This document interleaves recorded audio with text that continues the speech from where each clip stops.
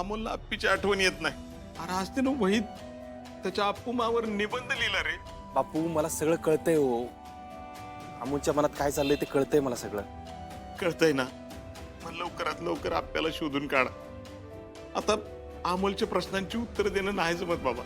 आता तो विचारायला लागलाय, आप्पूमा इतके दिवस कुठे गेली, आप्पूमा का सापडत नाहीये, आप्पूमा कधी सापडेल. अरे त्याचे प्रश्न सोपे सोपे आहेत रे, पण त्याला उत्तर देणं अवघड आहे बाबा. बापू हे बघा, थोडे दिवस आपल्याला अमोलशी खोटं बोलावं लागणार आहे. प्लीज समजून घ्या तुम्ही. दाजी अहो, तिथल्या एका पण माणसानं दीदीला नाही बघितलं. तिला कसं शोधणार आहे आपण? अरे दिप्या, फक्त इथलीच नाही, आजूबाजूची सगळी गावं पालती घालतोय मी, पण काहीच लीड मिळणार आहे. अर्जा, अरे हे बघ, तू नको काळजी करू. तुझ्या हातात आजचा दिवस आहे बघ. हा सगळ्या ठिकाणी जाऊन शोधून काढ आपल्याला. काय प्रयत्न तोच आहे माझा.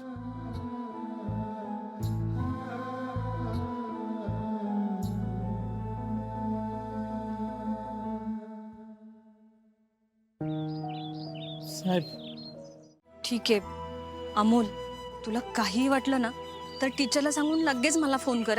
मी तुला लगेच घ्यायला येते बाळा. शौर्य, टीनू, अमोलची काळजी घ्या. हो मोठी मामी, अमोलची पूर्ण काळजी घेऊ. बरं अमोल, मी येते हा बाळा. बाय बाय बाळा. अमोल चल लवकर, आपण क्लासमध्ये जाऊन फर्स्ट बेंच पकडू.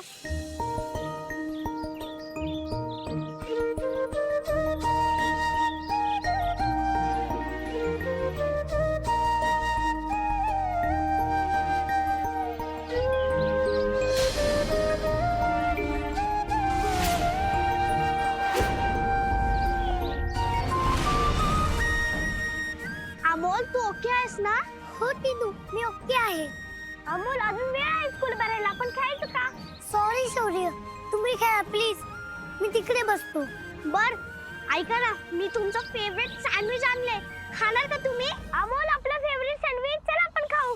टीनू शौर्य प्लीज तुम्ही खावा, मला काहीच नाही खाऊ वाटत ते. आई नसताना तो स्कूलला का आला असेल?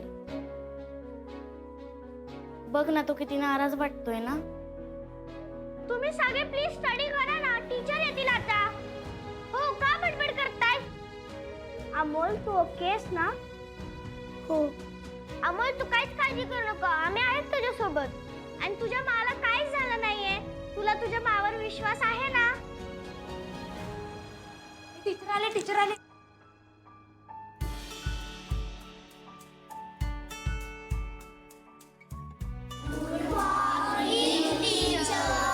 Good morning.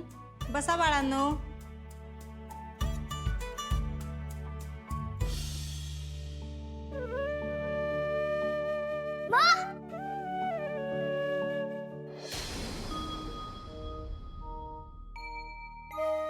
सॉरी टीचर, मला वाटलं माझी मा आहे. अमोल ठीक आहे, बस तू, आणि काही वाटलं तर सांग मला. सो मुलांनो, आज आपल्या स्कूलमध्ये शाळेची पाहणी करण्यासाठी आणि तुम्हाला भेटण्यासाठी आपल्याकडे बाहेरगावून काही गेस्ट आले आहेत. सर, मॅडम, तुम्ही मुलांची संवाद साधू शकता. ओके. काय मुलांनो, आमच्याशी बोलायला काही टेन्शन नाही ना आलं? Brave student. तू उठ बाळा. मगाशी तुला मी तुझी आई आहे असं का वाटलं? कारण टीचर माझी मा पण तुमच्यासारखीच अधिकारी आहे ना, आणि ती बाहेर जाताना पण तुमच्यासारखेच कपडे घालते. Sorry teacher. अरे काही हरकत नाही, इट्स ओके. तू बोल, काय काम करते तुझी आई? माझी मा कलेक्टर आहे. अरे वा, ग्रेट. खूप गोड स्टुडंट आहे हा. अमोल, आता आपण तुझ्यापासूनच सुरुवात करू. तू माझी आई या विषयावर काही बोलू शकतोस का? काय झालं अमोल, बोलू शकतोस का तू? हो, मी माझ्या माबद्दल बोलू शकतो. बोल बरं. माझी मा सगळ्यात बेस्ट आहे, आणि ती कलेक्टर असून पण घर खूप छान सांभाळते. माझी मा सगळ्यांची मदत करते. माझ्या माचं नाव अपर्णा सुरेश माने.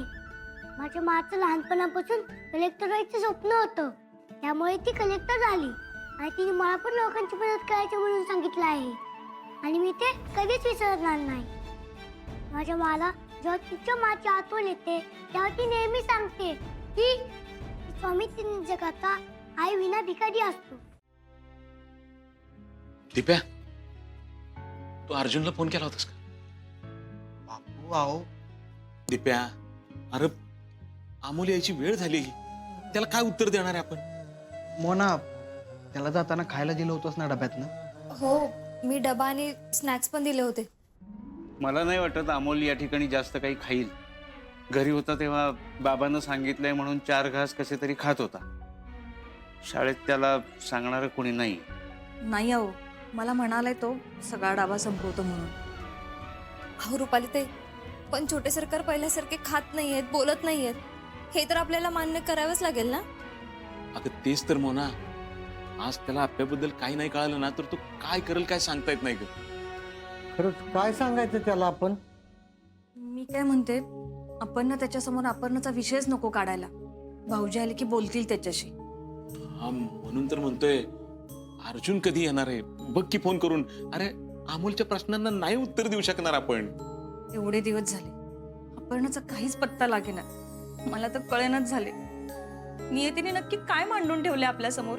अहो पण आपण जरी विषय नाही काढला ना तरी छोटे सरकार आल्यानंतर त्यांच्या माबद्दल विचारणारच. आणि आपल्याकडे काहीच नाही आहे सांगायला. दीपक, तू जरा फोन कर ना.